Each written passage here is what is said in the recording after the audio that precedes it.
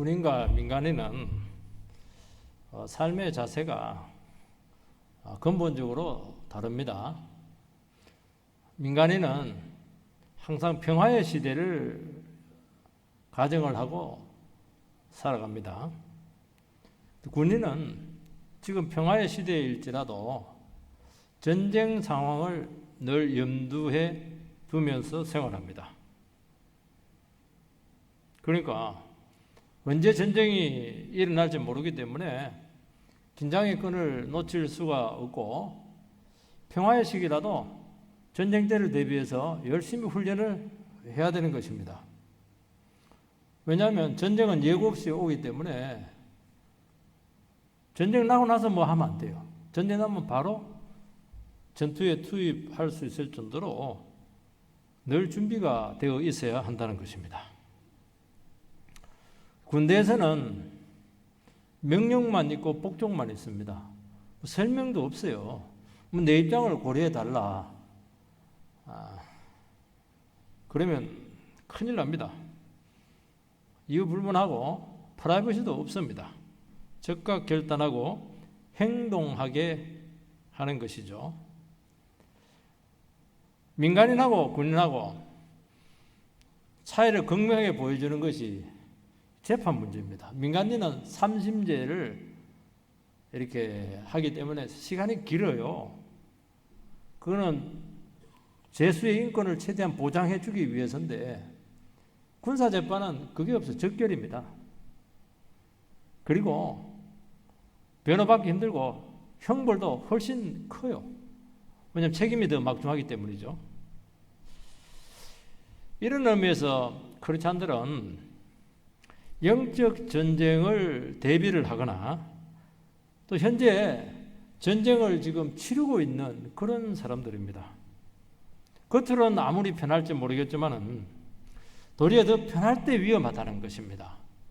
왜냐하면 보이지 않는 전선이 있기 때문에 마귀가 어디 약한 쪽을 지금 치고 들어올지 모르기 때문에 도리어 더 조용할 때 더 긴장이 되는 것이기 때문에 안주할 수가 없어요. 이런 영적인 긴장 상태에 있게 되는데 이때 눈에 보이는 영광이나 추구를 하고 속 좁게 자기 이익이나 챙긴다든지 다른 영혼에게 막 내 위신을 지켜서 상처를 주고받는다든지 또 뭐 자기가 죄짓고 나서도 이건 뭐 여유를 부리고 이렇게 할 수가 없다는 것이죠. 그 사람은 왜 내가 크리스찬인지 지금이 어느 때인지 그걸 지금 모르고 있는 거예요. 지금 전쟁 중인데 혼자 짱박해 가지고 지금 놀고 있는 거예요. 지금 주님은 지금 십자가를 향해서 본격적으로 발걸음을 옮기셨습니다. 지금 세상과 사탄과 지금 이미 전쟁은 시작이 되었고 십자가에서 마지막 지금 최후의 일전을 지금 앞두고 있습니다. 얼마나 긴장이 됩니까? 얼마나 부담이 많아요. 근데 제자들은 전혀 생각이 없어요. 내 자리 탈행이 어떻고 내 위신이 어떻고 나는 지금 한 자리 차지해야 되는데 세상 영광을 내가 빨리 찾아야 되는데 마음이 완전히 지금 다 빼앗겨 있습니다. 내 자존심이 어떻고 특권이 어떻고 자기 자신을 주장하려고 하는 거 속 좁은 생각에 빠져 있는 거예요. 예수님께서는 지금 이 상황이 어느 때냐 지금 마귀가 지금 막 설치고 있는 밤의 시대가 왔는데 어떻게 긴박한 상황에서 이런 자세로 임할 수가 있겠는가 하는 도전을 하고 있는 것입니다. 주님께서는 지금은 전쟁 상황이고 큰 전쟁을 앞두고 있기 때문에 아주 긴박한 상황이기 때문에 반드시 네 가지를 기억을 하라고 말씀을 하고 있습니다. 이것만 기억을 하면은 절대로 실패하지 않습니다. 배타성을 버리라는 거예요. 나만 옳다는 거죠. 그럼 많은 어린 영혼들이 있는데 상처 주지 말라는 것입니다. 죄는 과감하게 자르라는 겁니다. 그리고 자기를 죽여서 화목하게 하라는 거예요. 자기를 주장하면 화목이 깨지거든요. 옳고 그름이 아니에요. 화목하게 하라는 거예요. 왜냐하면 형제끼리 싸우면 누가 좋아합니까? 마귀만 좋아하거든요. 이 네 가지를 살펴보면 논리적으로 전혀 말이 안 돼요. 연결성이 없어요. 마치 단어 연상법처럼 그렇게 나열을 한 것은 지금 긴박한 상황이고 전쟁을 앞두고 전쟁 중인데 뭐 논리가 어디에 있습니까? 아마 바로 명령이에요. 이리 해라는 거예요. 이게. 기억이 잘 나도록 연상법을 지금 쓰고 있는 것입니다. 대처를 잘 하라는 것이니까 우리 성도님들께서도 이 네 가지를 잘 기억을 해서 영적 전투의 현장에서 절대로 실패하지 말고 넘어지지 않도록 또 다른 사람을 넘어지게 하고 그런 일을 하지 않도록 단단히 마음의 무장을 하시기를 바랍니다. 첫 번째는 배타성을 버려야 돼요. 38절 요한이 예수께 여짜오되 선생님 우리를 따르지 않는 어떤 자가 주의 이름으로 귀신을 내쫓는 것을 우리가 보고 우리를 따르지 아니하므로 금하였나이다. 예수의 이름으로 귀신을 내쫓은 사람이 있어서 너 우리 편으로 들어와. 그런데 안 따랐기 때문에 귀신을 쫓아내지 못하게 했다고 요한은 성질이 좀 있잖아요. 부하너게 우리의 아들이니까 예수님께 보고를 합니다. 보고를 한 이유는 잘했다는 거예요. 예수님 칭찬해 주세요. 그 말입니다.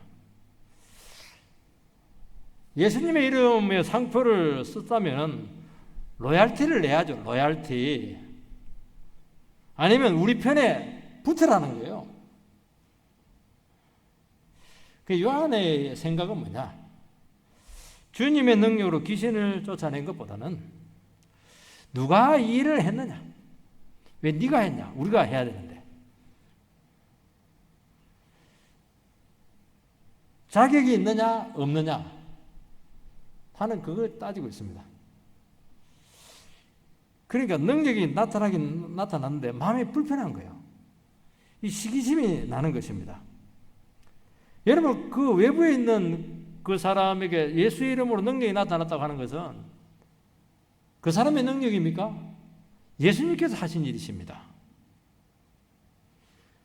이 사람은 했어요. 근데 제자들은 귀신 쫓아냈는데 못 쫓아냈잖아요. 그러면 하나님께 이 사람을 썼구나 인정을 하고 우리는 능력이 없어. 우리는 정 믿음이 부족해. 회개하고 무력함을 인정하면 아름답잖아요. 그게 안 되는 거예요. 왜 자격 없는 네가 했느냐는 겁니다. 여기서 이제 배타성이 나타나게 되고 독선이 지금 나타나고 있는 것입니다. 우리라고 하는 말이 세 번이 강조되고 있습니다. 우리를 따르지 않는, 우리가 보고 우리를 따르지 아니하므로 우리밖에 없어요. 교회 이름들 중에서도 우리가 있긴 해요. 어떤 우리들 교회, 우리 교회, 우리. 근데 교회 이름을 이야기하는 것이 아닙니다. 우리라고 하는 경계선이 제자들에게 지금 생겨났습니다. 우리 의식이라고 하는 것은 필요해요. 그러나 이게 도가 지나쳐가지고 배타성을 가지기 시작하면은 그거는 아주 하나님 나라를 위해하게 하는 것입니다. 공동체가 이게 넓고 탄력이 없고 무능하고 진부한 증거가 뭐냐? 우리끼리 이게 우리끼리. 우리가 정통이고 우리 교회가 진짜다 하는 그 은연중에 의식이 생기는 우리 목사님만 목사님이다. 그런 사람도 많이 봤거든요.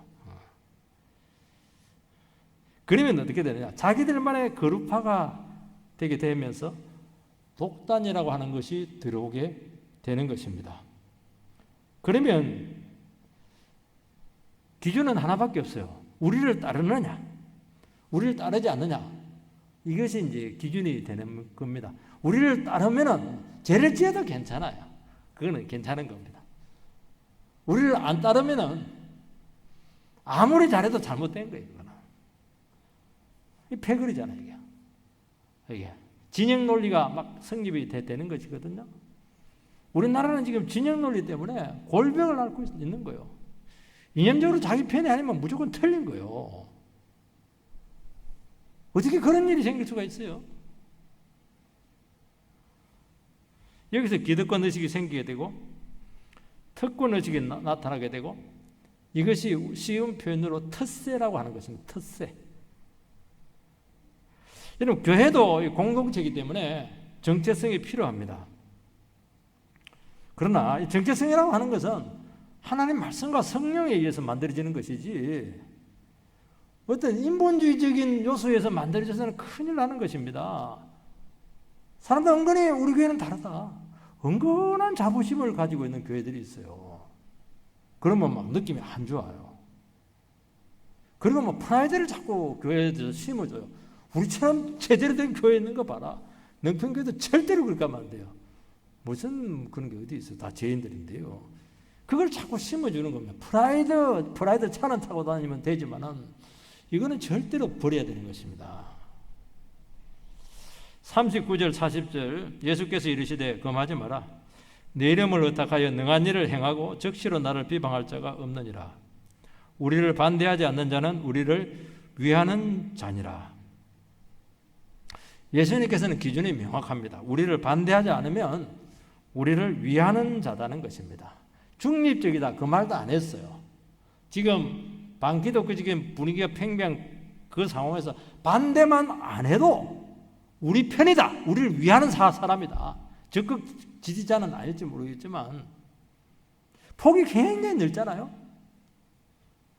우리는 폭이 굉장히 좁습니다. 속이 그냥 편댕이에요.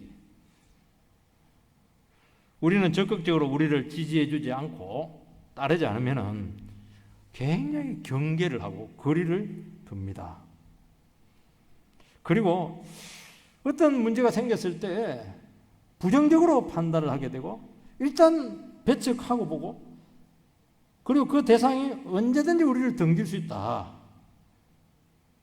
하는 여지를 자꾸 남긴다는 것입니다. 그건 이해가 돼요.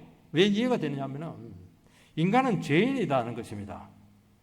죄인들은 자기 자신을 자꾸 은폐하려고 해요. 방어하려고 한다는 거예요.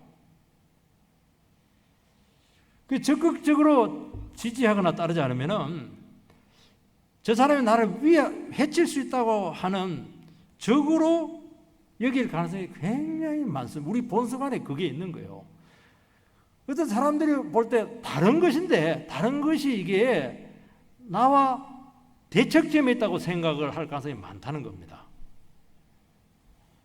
그것은 하나님께 버림받은 죄인들의 상처가 스스로를 지키려고 하는 보호 본능으로 나타나게 되었다는 것입니다.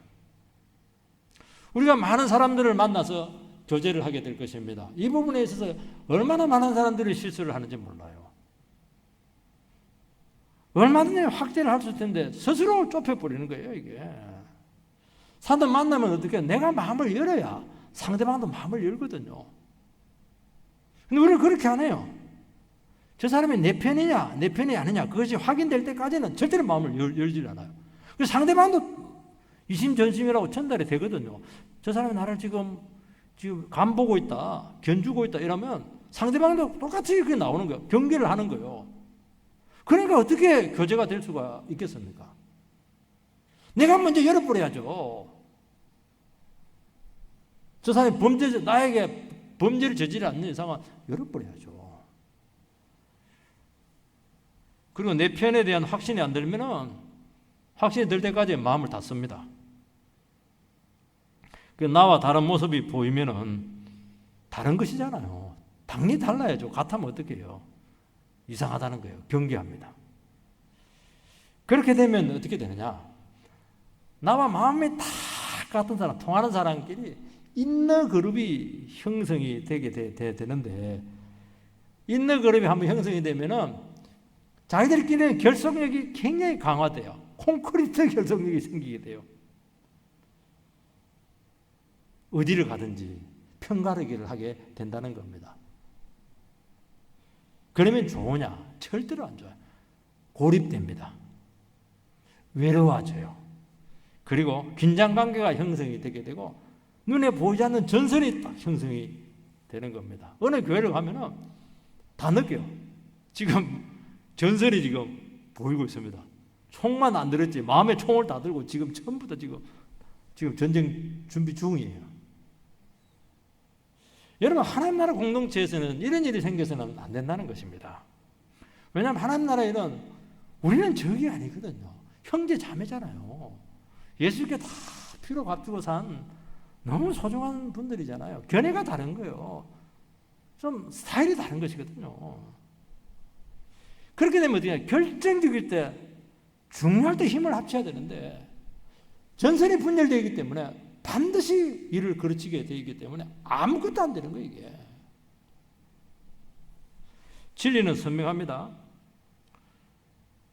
하나님 말씀대로 살아가는 거, 이거 뭐 복 주고 바로 잘 되고 인정받으면 누가 말씀대로 안 살겠습니까? 그런데 그렇지가 않아요. 대가를 지불해야 됩니다.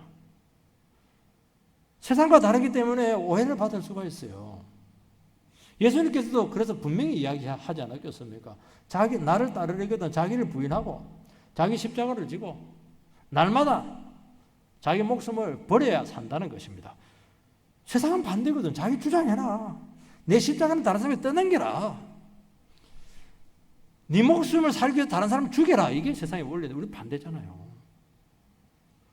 죄는 회개하고 나는 아무것도 아니다는 것을 날마다 인정해라는 것은 아니겠습니까?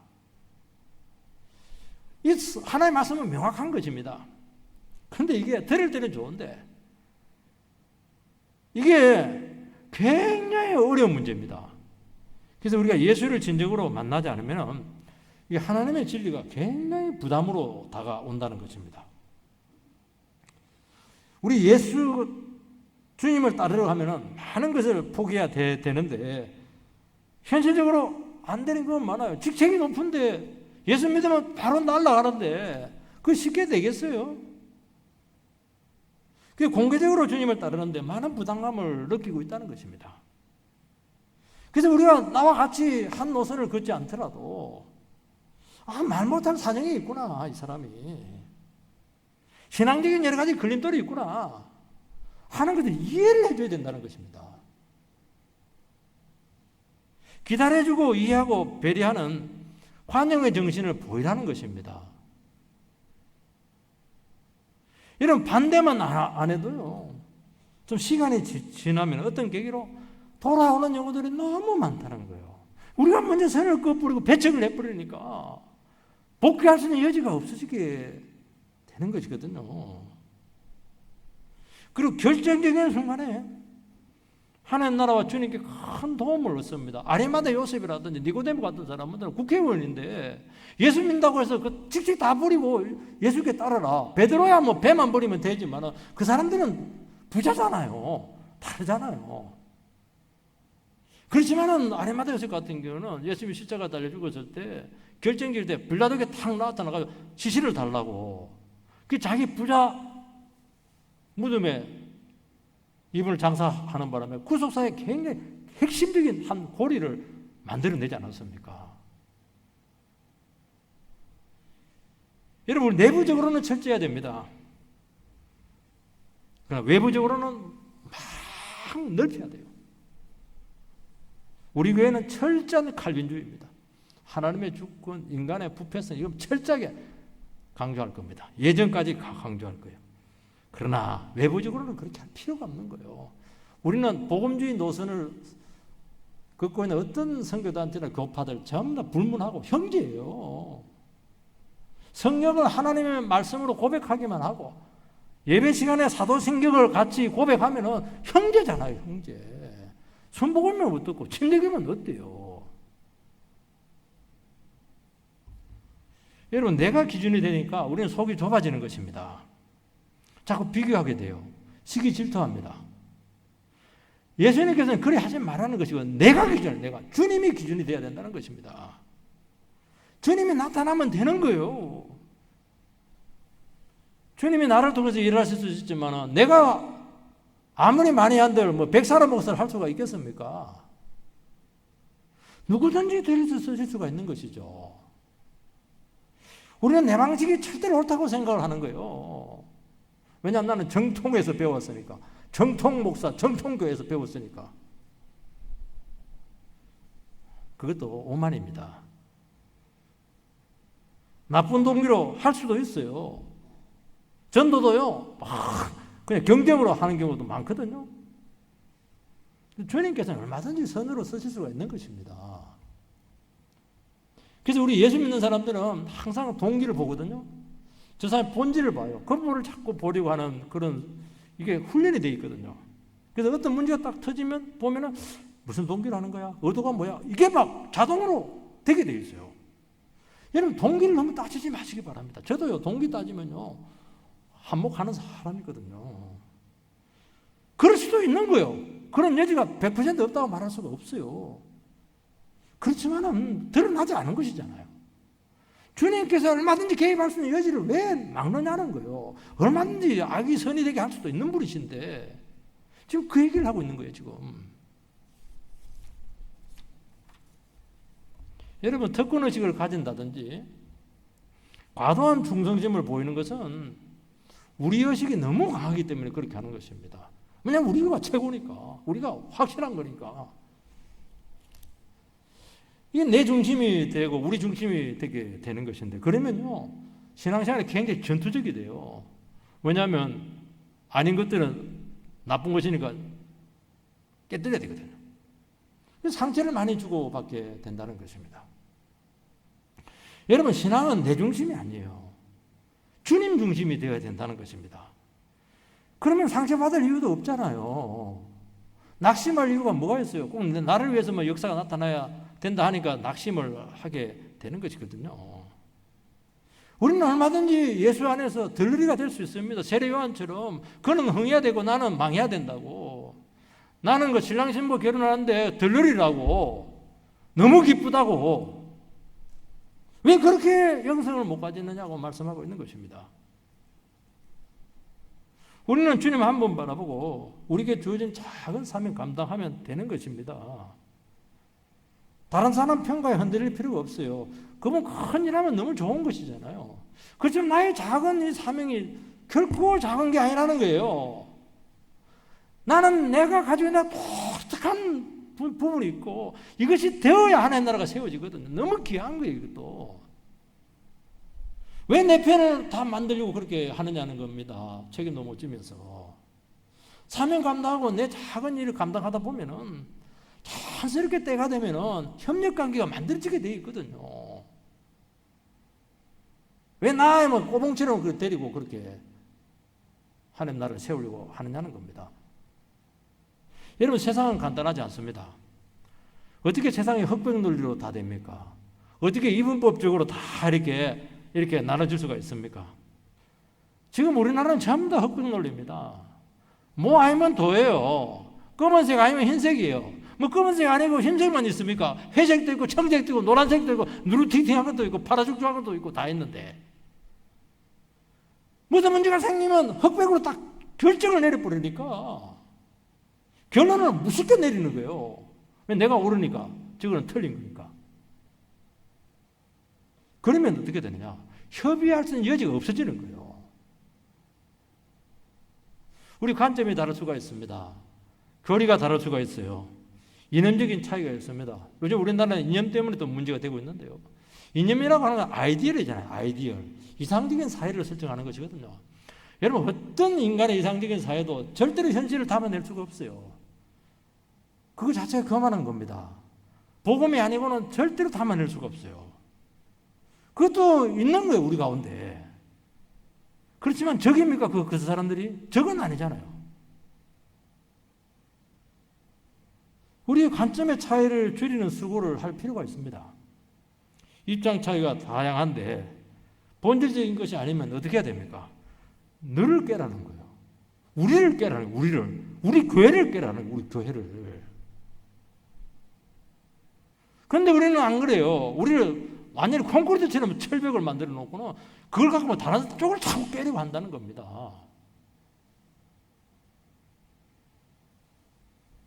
그때 우리라고 하는 울타리를 넘어설 수가 있습니다. 우리는 지역을 뛰어넘어야 되고 교파를 뛰어넘어야 되고 민족을 뛰어넘어야 되고 이념을 뛰어넘어야 되는 것입니다. 복음은 얼마나 위대한지 수천 년 동안 내려왔던 유대교 중심의 그 민족 울타리를 뛰어넘었기 때문에 우리까지 왔잖아요. 복음이. 여러분 복음은 뭐냐? 복음은 죄인을 끌어안는 것입니다. 죄인이 뭐예요? 죄인은 하나님 앞에서 형벌받을, 사형받을, 씻을 수 없는, 용서받을 수 없는 존재들이잖아요.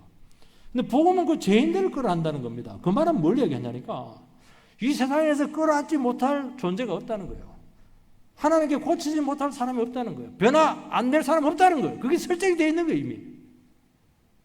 내가 그냥 다 안 된다는 거예요. 우리는 모든 것을 다 끌어안을 수가 있습니다. 부족한 것은 있을 수 있을지 모르겠지만 다 할 수 있는 거예요. 여러분, 십자가의 피는 어떤 장벽이나 경계도 허물게 된다는 것입니다. 이게 복음의 무차별적인 개방성입니다. 41절, 누구든지 너희가 그리스도에게 속한 자라 하여 물 한 그릇이라도 주면 내가 진실로 너희에게 이르노니 그가 결탄코 상을 잃지 않으리라. 그 당시에 예수의 제자가 되려고 하면은 많은 헌신이 요구가 되었고 또 미움과 핍박을 받았습니다. 예수 때문에 이 고통받는 제자들에게 누군가가 와서 물 한 그릇 대접해 줄 때 그 상이 크다는 것입니다. 신앙 양심을 지키고 말씀을 위해서 많은 불이익을 당하는 사람들 있잖아요. 나는 못하지만 정말 그 사람들이 하는 그 믿음의 행위들이 귀하고 내 마음으로도 같이 한번 해주겠다고 그 증거가 냉수 한 그릇 떠준 것이지 않겠습니까? 그 사람들이 물 한 것을 대접한다고 하는 것은 그 성도 안에 역사하고 있는 주님을 보았기 때문입니다. 그럼 냉수 한 그릇은 그 사람에게 주는 것이 되지만은 사실은 그 사람 속에는 예수에게 물 한 것을 대접하는 거예요. 그런데 우리는 반대로 생각하는 것입니다. 그 영혼이 나를 위하느냐 아니냐 자꾸 그런 쪽으로 생각을 한다는 것입니다. 그래서 주님을 위하는가 하는 것을 분별하라는 것이에요. 우리가 오는 모든 선대들, 아름다운 것들은, 교제들은 왜 그런 것들이 가능했습니까? 우리 속에 예수가 있었기 때문에 가능했던 것이거든요. 내가 한 것 아니잖아요. 우리는 깨고 패고 뭐 넘어지고 찢고 뭐 핥고 그게 우리 전문 특기잖아요.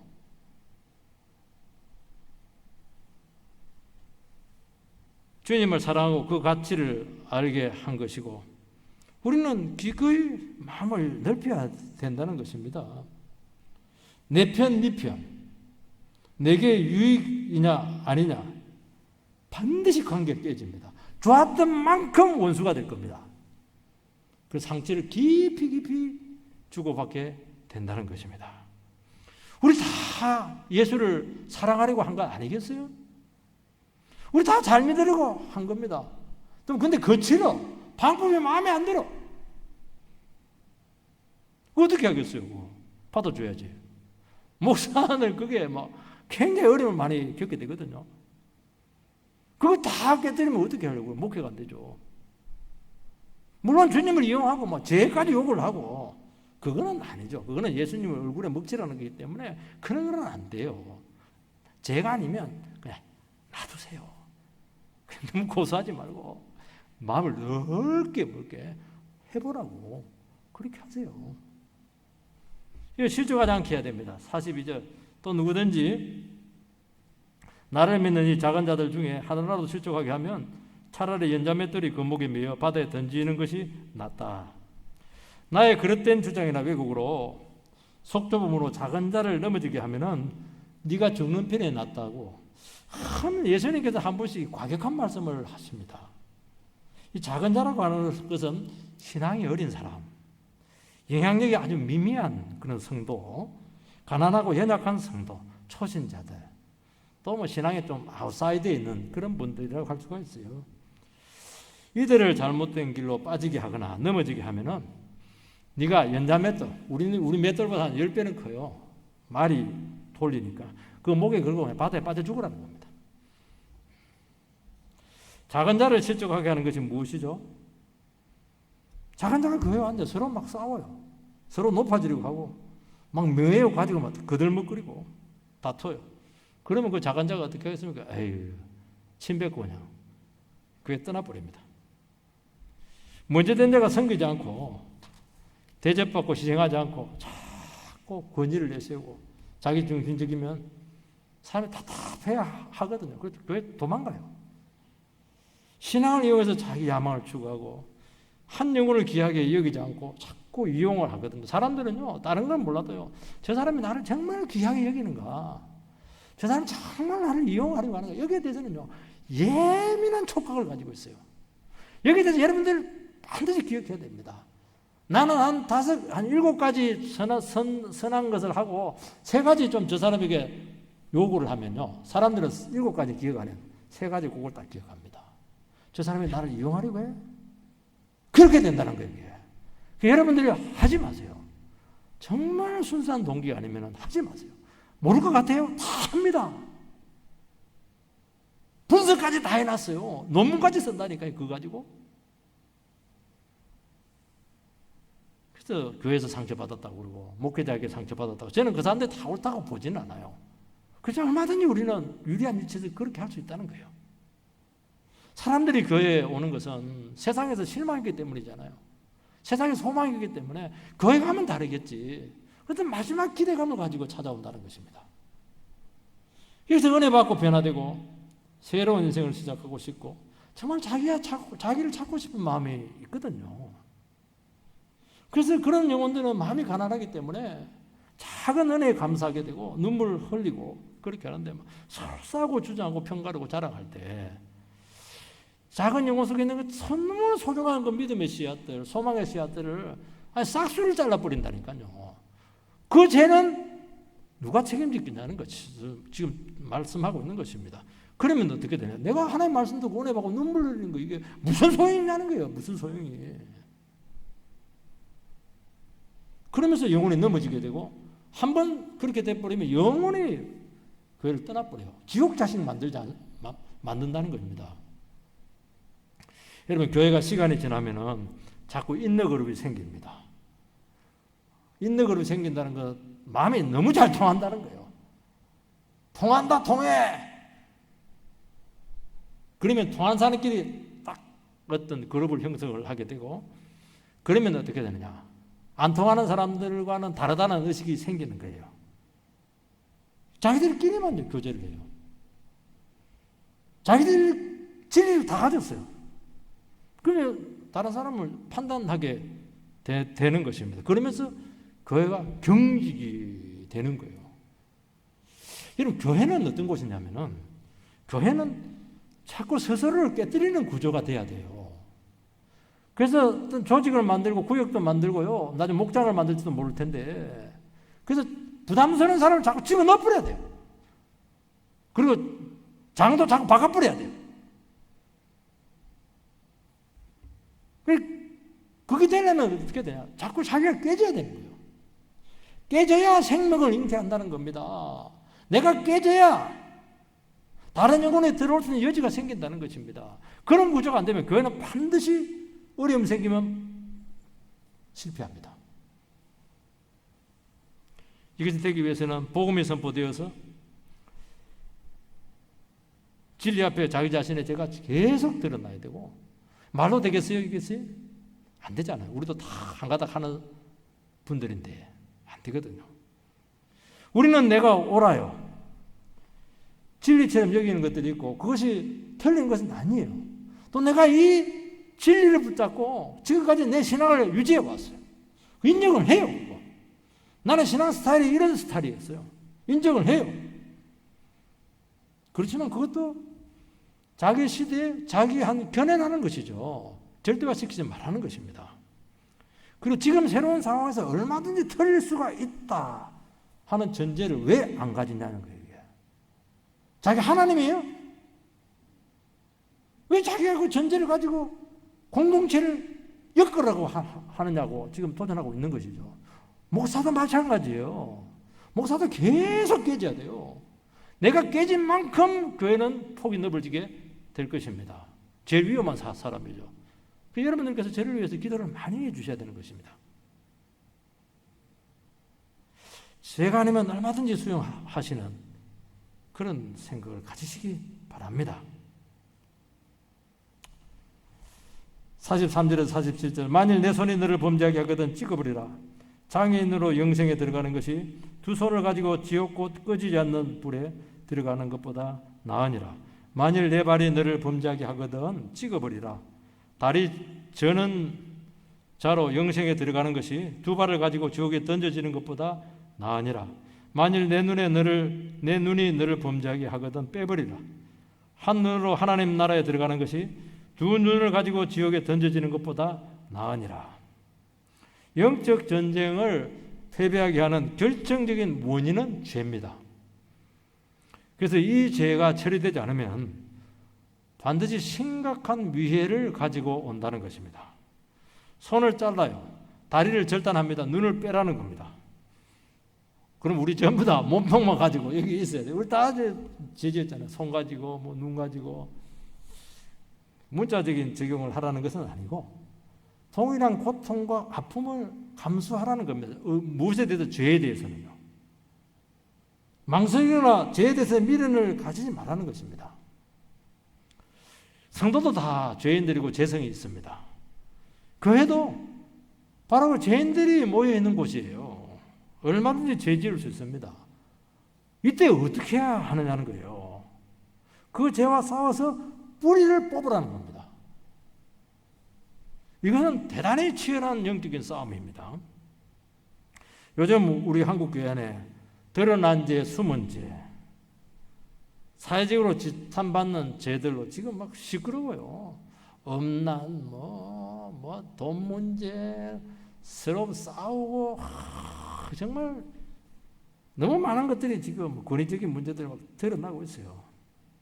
일단 죄 문제가 생기게 되면은 은혜와 사랑은 없어집니다.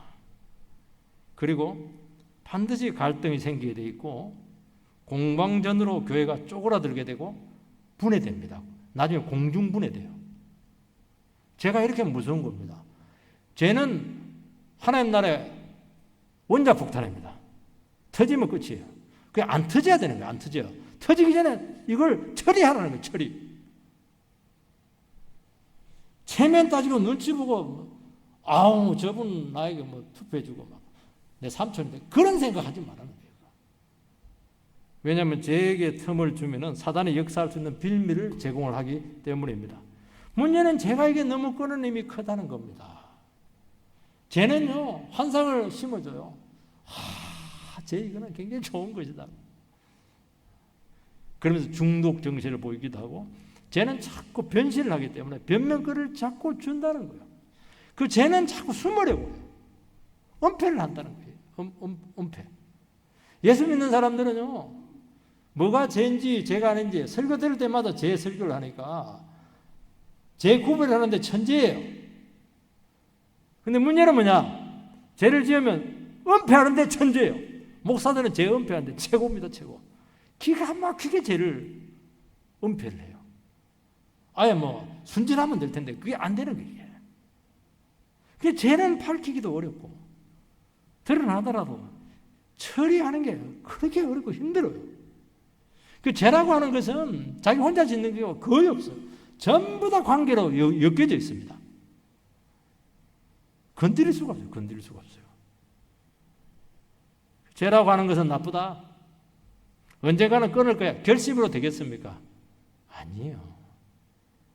죄는 생명이 있는 것까지 쫓아가죠. 다 망가뜨려야 끝나는 겁니다. 그래서 예수님께서는 구체적인 신체를 말씀하고 있잖아요. 그게 죄짓게 한 원인이거든요.